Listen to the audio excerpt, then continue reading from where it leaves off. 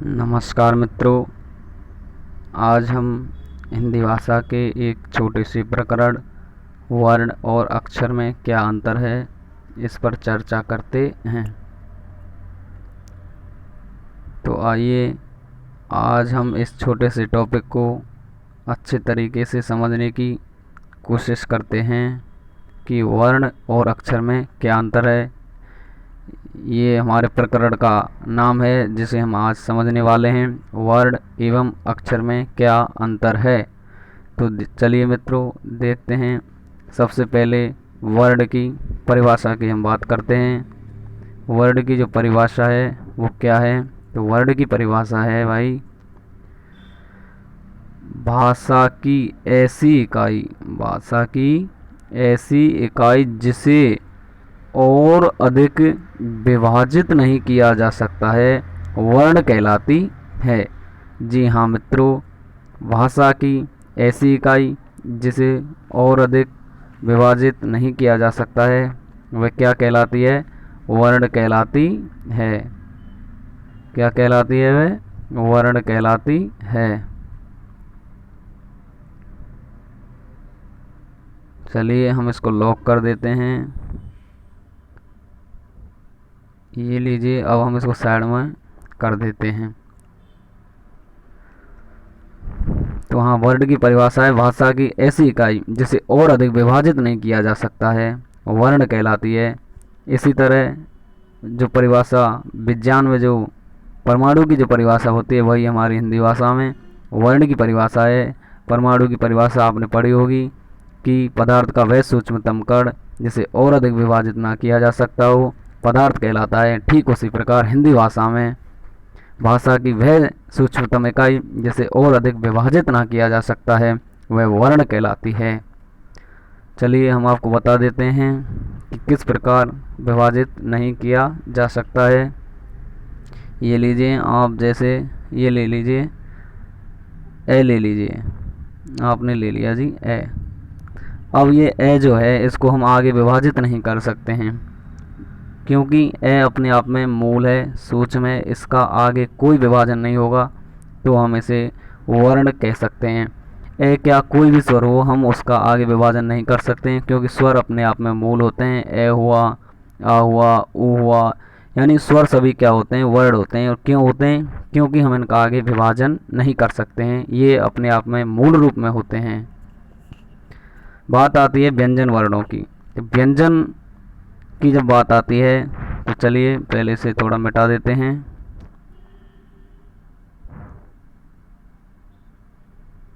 जी हाँ, अब बात करते हैं हम व्यंजन वर्णों की।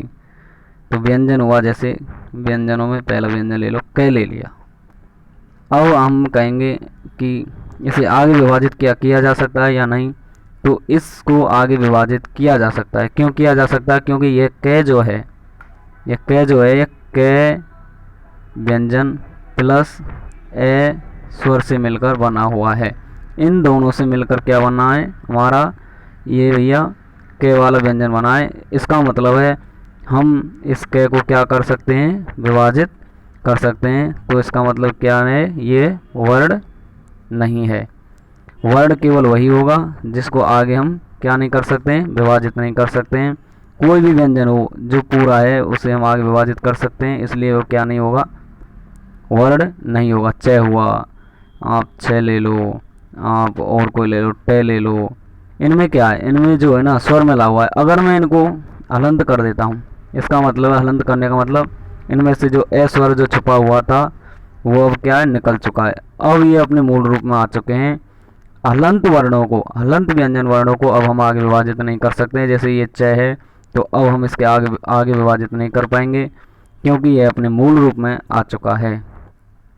तो अब हम इसको वर्ण की संज्ञा दे सकते हैं, यानी कि कोई भी क्या हो, स्वर हो, सभी स्वर, क्योंकि स्वरों को हम आगे विभाजित नहीं कर सकते, क्या कहलाते हैं, वर्ण कहलाते हैं। सभी व्यंजन जो स्वर से रहित हैं, यानी जो हलंत व्यंजन है वो क्या कहलाते हैं, वर्ण कहलाते हैं, क्योंकि हलंत व्यंजनों को हम आगे विभाजित नहीं कर सकते हैं। ये हलंत व्यंजन हैं।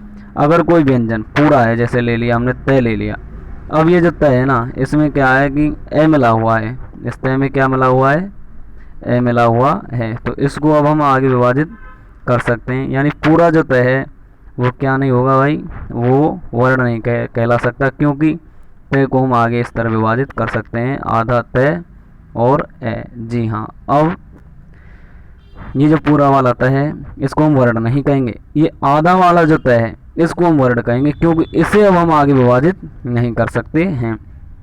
ठीक है, तो सीधी सीधी सी बात है कि अगर कोई भी व्यंजन ऐसा है जिसमें स्वर जुड़ा हुआ है तो वह क्या नहीं होगा, वर्ण नहीं होगा, क्योंकि उसमें हम आगे विभाजित कर सकते हैं। अगर ऐसा कोई व्यंजन है, आधा व्यंजन है जो स्वर से रहित है, तो वो वर्ण हो सकता है। इस प्रकार हम कह सकते हैं कि सभी स्वर और स्वरों से रहित सभी व्यंजन क्या कहलाते हैं भाई, वर्ण कहलाते हैं। अगली हमारी परिभाषा इसी बात को बता रही है कि ये देखिए भाई, ये लीजिए और छोटा कर देते हैं। दूसरी हमारी जो परिभाषा है वो यही है कि सभी स्वर और स्वर रहित व्यंजन जो है ना वो वर्ण कहलाते हैं। जैसे ए हुआ, आ हुआ, ई हुआ, कोई भी स्वर ले लो, ये अपने मूल रूप में होते हैं स्वर, हमेशा ये वर्ण होंगे, इन्हें आगे हम विभाजित नहीं कर सकते हैं। इसी प्रकार क, ख, च, ज, प, फ, ये जो होते हैं ये क्या होते हैं, ये वर्ण होते हैं, क्योंकि अब हम इनको भी आगे विभाजित नहीं कर सकते हैं। तो कुल मिलाकर हमारे ये समझ में आया है कि सभी स्वर और सभी व्यंजन जो स्वर से रहित हैं क्या कहलाते हैं, वर्ण कहलाते हैं। अब हम आगे बात करते हैं। आपने कहीं भी देखा होगा, अगर जैसे आपने एक शब्द ले लेते हैं, जैसे एक शब्द ले लिया भाई, एक शब्द ले लेते हैं, जैसे राम ले लिया, जैसे क्या ले लिया भाई, राम ले लिया, तो आपने हमेशा किताबों में यही लिखा हुआ देखा होगा कि राम शब्द का वर्ण विच्छेद कीजिए, राम शब्द का वर्ण विच्छेद कीजिए। कभी भी आपने यह नहीं लिखा हुआ देखा होगा कि राम शब्द का अक्षर विच्छेद कीजिए, क्योंकि वर्ण विच्छेद ही इसका कर सकते हैं हम। कैसे करते हैं वर्ण विच्छेद का मतलब, इसे हम कि पूर्ण रूप में मूल रूप में से ले आएँ, जैसे कि इसे हम करेंगे इसका वर्ण विच्छेद, तो आधा रह प्लस होगा बड़ा आ, फिर प्लस में होगा आधा में, और प्लस इसमें क्या हो जाएगा फिर ए। ये इसका पूर्ण रूपेण क्या है, वर्ण विच्छेद है। अब ये राम का क्या हो गया, वर्ण विच्छेद हो गया। तो ये क्या है, वर्ण है। रे हुआ वर्ण है, आ हुआ वर्ण है, ये मैं हुआ वर्ण है, क्योंकि इसमें स्वर नहीं है, और ये स्वर तो वर्ण होते ही हैं। चलिए आगे बात करते हैं। तो उम्मीद करता हूँ कि शायद आपको अक्षर की परिभाषा वर्ण की परिभाषा पूर्ण रूपेण समझ में आ चुकी होगी कि वर्ण आखिर कहते किसे हैं। जी हाँ, वर्ण सभी स्वर जो होते हैं वर्ण ही होते हैं, सभी स्वर जो होते हैं वर्ण होते हैं, और स्वरों से रहित व्यंजन जो होते हैं वो वर्ण कहलाते हैं। आपकी समझ में शायद आया होगा, मैं ऐसी उम्मीद करता हूँ। अब आगे हम बात करते हैं कि अक्षर क्या होता है, अक्षर किसे कह सकते हैं। तो अब हम आगे बात करेंगे अक्षर की। ये लीजिए अक्षर आ गया आपके पास भाई, इसे हम थोड़ा सा बीच में ले आते हैं और अब इसका आकार वर्धन कर देते हैं। अक्षर की परिभाषा, अक्षर शब्द जो है ए प्लस क्षर के योग से बना है। अक्षर शब्द जो है भैया वो किसके योग से बना है, ए प्लस क्षर के योग से बना है। किसके योग से बना है, अक्षर। ये लीजिए अक्षर, अक्षर जो है ये ए प्लस क्षर के योग से बना है। किसके योग से बना है, ए प्लस क्षर के योग से बना है। ए प्लस क्षर के योग से बना है। अब हम इसमें यहाँ जो है ना, हम क्या करेंगे, चलो इसे पहले छोटा कर लेते हैं। यहाँ जो है ना ये ए का जो अर्थ वो होता है ना, मतलब वो क्या होता है, ए का जो मतलब होता है वो होता है नहीं। ए का अर्थ क्या होता है, नहीं। और ये जो क्षर है आपका, इसका मतलब होता है विनाश, क्षय, नाश। यानी कि इसका क्या मतलब होता है, विनाश। यानी अक्षर उसे कहते हैं जिसका विनाश नहीं किया जा सकता हो, जिसका नाश नहीं किया जा सकता हो, उसे हम क्या कहेंगे, अक्षर, अक्षर किसका पर्याय होता है? ब्रह्म का पर्याय होता है, ब्रह्मा का पर्याय होता है। जिस प्रकार ब्रह्मा अनंत होता है, अनादि होता है, अनश्वर होता है, हम उसे तोड़ नहीं सकते, हम उसे विभाजित नहीं कर सकते, ठीक उसी प्रकार हम अक्षर को भी तोड़ नहीं सकते और उसे विभाजित नहीं कर सकते हैं। तो अक्षर किसका पर्यायवाची होता है? ब्रह्मा का। आपकी समझ में आया होगा। अब हम बात करते हैं, ये लीजिए अक्षर, अक्षर शब्द का मतलब ए का मतलब होता है नहीं और क्षर का मतलब होता है विनाश, यानी जिसका विनाश ना किया जा सकता हो। विनाश किस प्रकार नहीं किया जा सकता हो? जैसे चलो हम ले लेते हैं, जैसे ए ले लिया, क्या ले लिया हमने? जैसे ए ले लेते हैं। अब हम इस ए का विनाश नहीं कर सकते, हम इस ए को दो भागों में बोल नहीं सकते, ए को हम दो टुकड़ों में उच्चारित नहीं कर सकते। जैसे हमने ले लिया, मानो च ले लिया, तो अब हम इसको हमेशा च ही बोलेंगे, ना कि हम इसे इस तरह बोल सकते हैं च ए, यानी ये च प्लस ए से मिलकर बना है। तो इसका मतलब ये नहीं है कि हम इसे च ए बोल दें, हम इसे हमेशा च ही बोलेंगे। हमें जो हमेशा क्या आएगा बोलने में? च ही आएगा। तो इस प्रकार क्या नहीं कर सकते, हम इसका विनाश नहीं कर सकते हैं। जैसे अब ले लिया हमने ले लिया भाई छः ले लिया, तो अब हम इसको बोलेंगे तब ये छः ही बोलने में आएगा।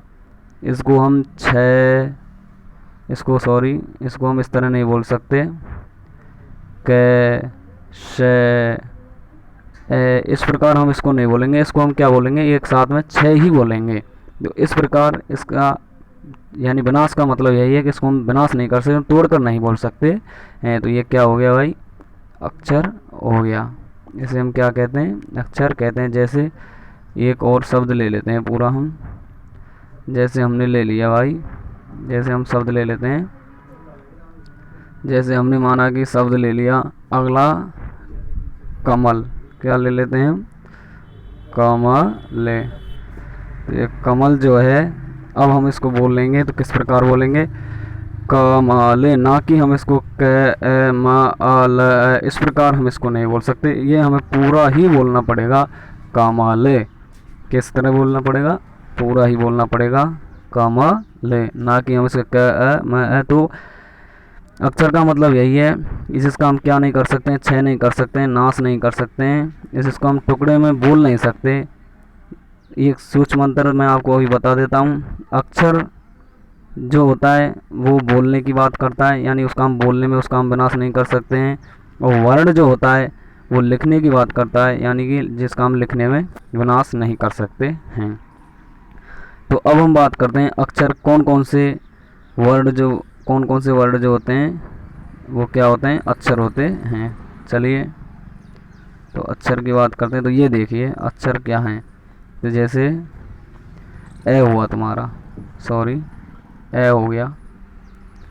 स्वर यानी सभी स्वर होंगे, क्या होंगे? अक्षर होंगे, क्योंकि हम इनको तोड़कर नहीं बोल सकते। सभी व्यंजन जैसे च हुआ, छ हुआ, जय हुआ, जो स्वर सहित हैं, इस बार में स्वर रहित नहीं कहेंगे, स्वर सहित हैं, जिनमें स्वर मिला हुआ है, क्या हैं? वो अक्षर हैं, क्योंकि अब हम इनको भी तोड़कर नहीं बोल सकते हैं। तो ये क्या कहलाते हैं? अक्षर कहलाते हैं। तो अब आपकी समझ में आ चुका होगा। चलिए हम बात करते हैं, जैसे कि ये लीजिए अक्षर की परिभाषा एक बार फिर आपको बता दें। स्वर एवं स्वर सहित व्यंजन अक्षर कहलाते हैं, क्योंकि हम इनका विनाश नहीं कर सकते हैं। लीजिए आप देखिए, जैसे अगर आपसे कोई कहे कि ए क्या है, तो ए ले लीजिए, एक हुआ, जैसे कि ए क्या हुआ? ये लीजिए मैं कहूँ अगर ये ए है, जो स्वर है ना, इसको अब हम क्या नहीं कर सकते हैं? ना तो हम इसे तोड़कर लिख सकते हैं। अगर हम इसे तोड़कर लिख नहीं सकते हैं तो ये क्या कहलाता है जी? वर्ड हो जाएगा। ये क्या होगा? वर्ड होगा। इसका मतलब ये वर्ड की परिभाषा को पूरा करता है। और अगर हम अब इसको तोड़कर बोल नहीं सकते, ए को हम हमेशा ए ही बोलेंगे, तो ये अब अक्षर की परिभाषा को भी पूरा कर रहा है। तो इसका मतलब स्वर जो होते हैं वो क्या होते हैं? वर्ड और अक्षर दोनों हुआ करते हैं। तो स्वर वर्ड भी होते हैं और अक्षर भी होते हैं। अब बात करते हैं हम स्वर रहित व्यंजन की। ये लीजिए, जैसे कि हमने ले लिया, ये लीजिए हमने ले लिया जैसे च, स्वर रहित व्यंजन है। अब इसकी हम बात करें तो यह है वर्ण तो है क्योंकि हम इसको आगे विभाजित करके लिख नहीं सकते हैं, लेकिन यह अक्षर नहीं कहलाएगा क्योंकि इसे हम उच्चरित ही नहीं कर सकते हैं। स्वर रहित जो व्यंजन होते हैं उनको तो हम उच्चरित कर ही नहीं सकते, उनको हम बोल सकते ही नहीं हैं, तो अक्षर की तो ये बात करता ही नहीं है। तो इस प्रकार क्या हुआ, इसको हम क्या नहीं कर सकते, अक्षर नहीं कह सकते। स्वर रहित व्यंजन केवल वर्ण होते हैं। और अब बात करते हैं हम स्वर सहित व्यंजनों की। स्वर सहित व्यंजन वाले कैसे होते हैं, ये देखिए। स्वर सहित व्यंजन, स्वर सहित व्यंजन ले लिया च, अब ले लिया हमने ये च, सॉरी च ढंग का बनाओ, ये लीजिए च। अब ये स्वर सहित है तो इसको अब हम वर्ण नहीं कह सकते। क्यों नहीं कह सकते, क्योंकि हम इसको तोड़कर लिख सकते हैं, लेकिन अक्षर कह सकते हैं क्योंकि च हमेशा च ही बोलेगा। च हमेशा जो है वो क्या बोलने में आएगा, च ही बोलने में आएगा, इसलिए हम इसको क्या कह सकते हैं, अक्षर कह सकते हैं, लेकिन वर्ण नहीं कह सकते हैं क्योंकि इसका आगे विभाजन हो चुका है, हो सकता है। तो आपकी समझ में आया होगा, मैं उम्मीद करता हूँ कि अक्षर किसे कहते हैं और वर्ण किसे कहते हैं। सीधा सा अंतर एक बार मैं और बता देता हूँ कि वर्ण उसे कहते हैं जिसे हम विभाजित करके आगे लिख नहीं सकते हैं। जैसे स्वर हुआ कोई भी, उसे नहीं लिख सकते हम आगे एक तो, और एक स्वर रहित जो व्यंजन होते हैं उनको हम आगे विभाजित करके नहीं लिख सकते। तो इसका मतलब है ये सभी क्या होते हैं, वर्ड होते हैं। अब बात करते हैं अक्षर की। अक्षर क्या होता है, अक्षर जिसे हम तोड़कर बोल नहीं सकते, जिसे हम विभाजित करके आगे बोल नहीं सकते, उसे हम अक्षर कहते हैं। जैसे हुआ, ये हुआ च स्वर सहित, इसको भी हम पूरा बोल सकते हैं। ये हुआ ए, इसको हम एक साथ ही बोलेंगे, ना कि हम इनको तोड़कर बोल सकते हैं। तो स्वर सहित व्यंजन जो होते हैं वो अक्षर निश्चित रूप से होते हैं। तो यही अंतर होता है अक्षर और वर्ण में। आशा करता हूँ आप सभी को ये समझ में आया होगा। भली भांति, धन्यवाद।